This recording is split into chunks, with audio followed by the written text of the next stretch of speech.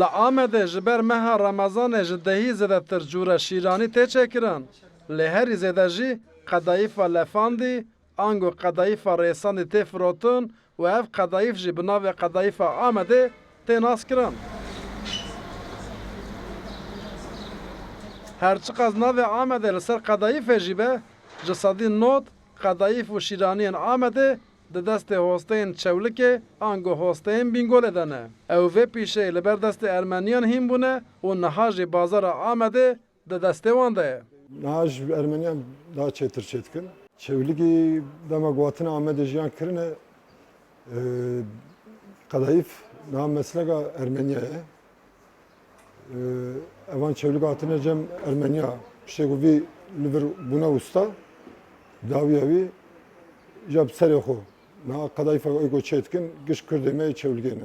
Di demên dawiyê de hin hosteyên Amedî jî li ber destên hosteyên Çewlikî dest bi kar kirine. Lê ew dibêjin kes nikare bi qasê Çewlikiyan şîraniyeke xweş çêke.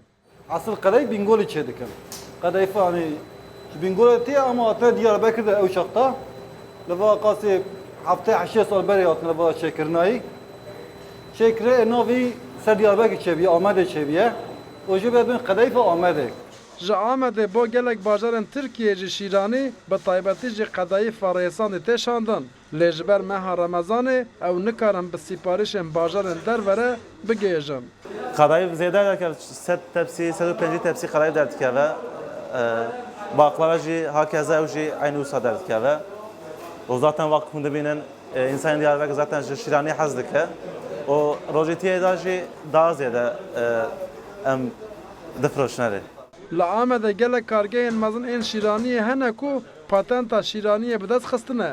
Hin ji wan li bajarên mezin ên Tirkiyê, Enqere û Stenbolê jî şaxên xwe vekirine. Dema keda destê Çewlikiyan û navê Amedê digêje hev şîranî xweştir û bazara şîraniyê jî geştir dibe. Maşallah veke Rûda Amed.